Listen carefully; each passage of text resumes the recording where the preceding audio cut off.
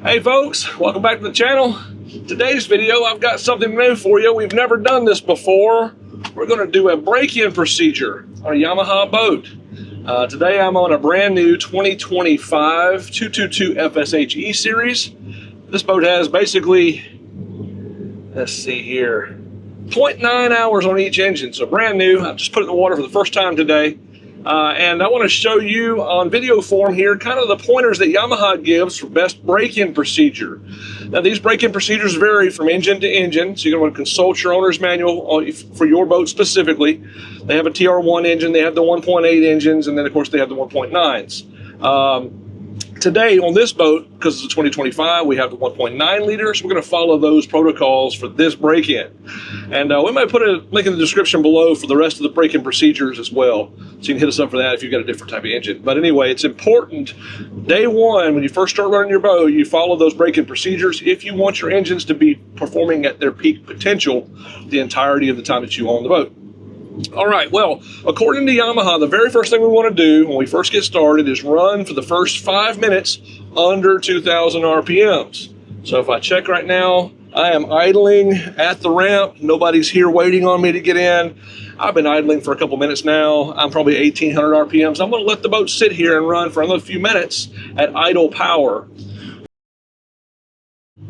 All right, we have been idling now for well over 5 minutes. I'm going to power off the trailer here. Come over here and find ourselves a parking spot, park my tow vehicle. Then we'll head out and do the next bit of this break-in. All right, well, we have departed the dock here. I'm going to pull my notes back up. It says now for the next 30 minutes, so I'm gonna clock it. It is 12:15 right now. 12:45, we'll be able to bump to that next stage. We're gonna run under 5,000 RPMs for the next 30 minutes. Again, TR1 motors, 1.8 liter motors, this procedure may be a little different. On the 1.9s, I know they add a third step. So again, consult your owner's manual when doing your break-in. Let's go have some fun.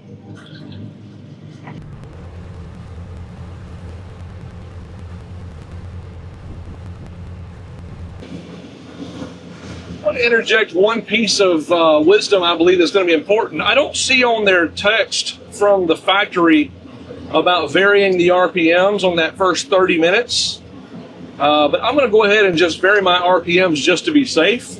Probably varying from 4,200 to 4,500 to 3,500 back to 4,000. Running the RPMs through kind of a little variety of ranges. I'll probably do that every minute or two, just to make sure that we're constantly kind of moving around. It doesn't say to do that. I noticed it on the TR1s and on the 1.8s. So yeah, I'm going to do that as well. I also find it interesting that it says the total break-in time is 95 minutes on all engines. So instead of it showing a full 10 hours on break-in, it's showing me 95 minutes. So that's interesting. I always thought it was a full 10 hours that you had to break it in, but apparently that's not the case. Looks like, reading on, they still want the first service to be done at 10 hours, and that's important because at first service you're going to be getting out any sort of metal shavings, particles, things that might be inside that newly machined engine that might get into your oil, so some contaminants that might be there. So you want to get that out at the 10-hour mark. It also says you want to go ahead and do spark plugs, check cables, and do a freshwater flush. I would recommend, if you can, get it into a body of fresh water and go run it. But if you don't have access to that, just run fresh water through the hose. You should be good. Give it 5 or 10 minutes if you want to be really liberal with that. One thing I like to do whenever I'm doing a break-in is utilize the cruise assist switch. It's really important. If you do the cruise assist, you can actually press the plus, and that'll give you an additional 100 RPMs. So we can just, with the press of a button, walk it up 100 RPMs at a time. You can also press the down button or the negative button, and that brings it down 100 RPMs per press. I'll tell you, whoever buys this boat, they're in for a treat. They get to have their break-in procedure documented. Ain't that nice? Noticing the jets flying over. We've got checkered flag in town this week. So exercise held at Tyndall Air Force Base every year. They bring in jets and squadrons from all over the country to fire live rounds at our range here, which is out over the Gulf of Mexico. It's one of the special things about Tyndall Air Force Base. We have a huge range that's available for testing, weapons testing and training out over the Gulf of Mexico. You can't fire live rounds like that just over any old place, you know, you got to be safe. So really awesome to see today, all the jets flying around.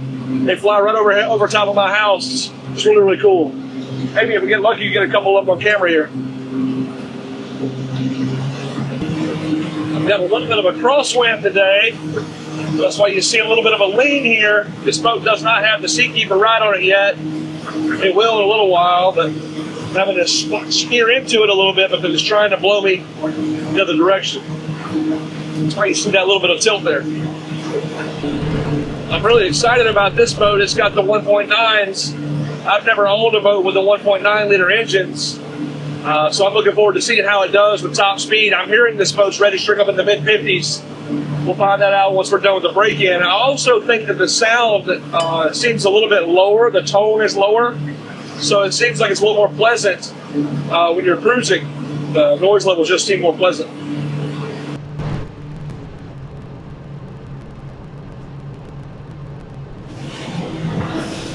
The sea conditions are pretty calm today. I'd say average, maybe. You know, 1 foot, 1.5 foot. Occasionally I'll hit a wake. I'll see the bow jump up and down.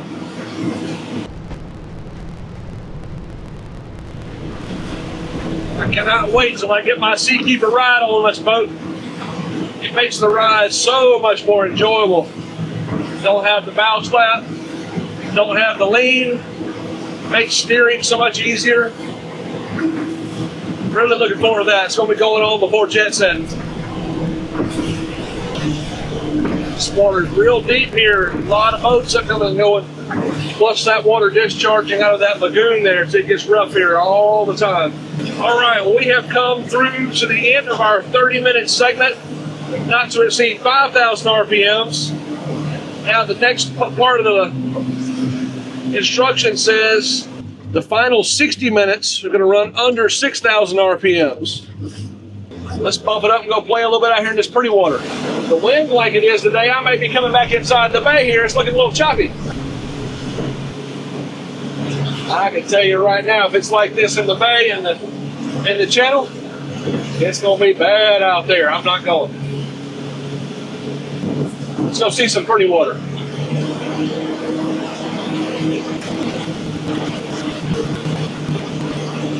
Panama City Beach.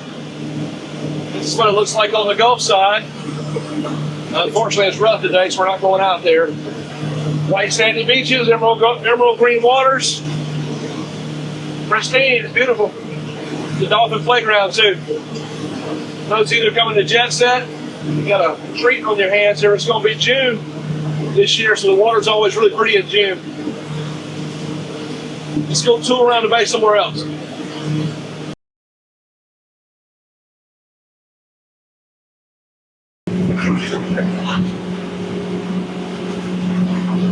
Dolphins.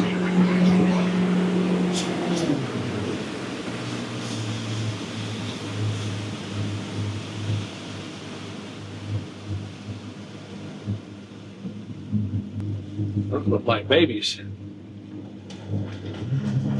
There they are. And they give us a show. They're right in front of us. One thing I love about jet boats, there's no prop down there, so you don't have to worry about hitting sea life, whether it's dolphins or turtles or manatees or whatever. There's really never any fear of that stuff. That's why we love jet boats so much. There they are. Let's get them in our wake. They like it at about 11 miles an hour.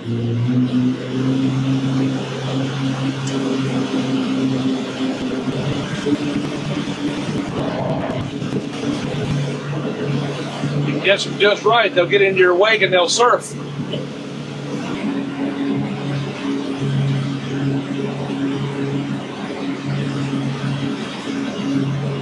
There they are, jumping right back there. Watch them. There they are.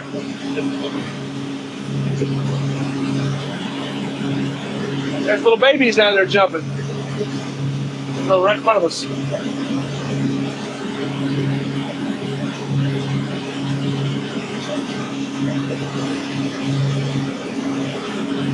There we go. We got a good show going.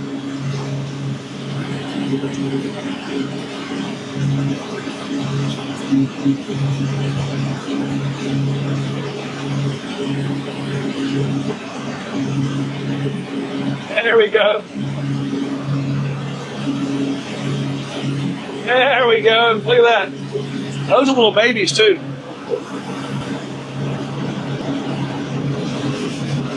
We lost them. I don't know if we'll get them back.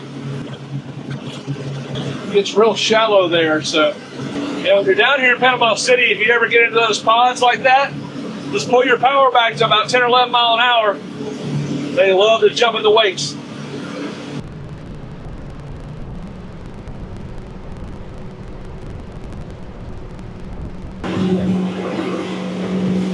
Up here at the DuPont Bridge, we've got ourselves a bridge project. In a couple of years, we'll have a brand new bridge. They're replacing the old DuPont Bridge, putting up a brand new one. This one's been here 40 years or so. This is the next Panama City to Tangle Air Force Base.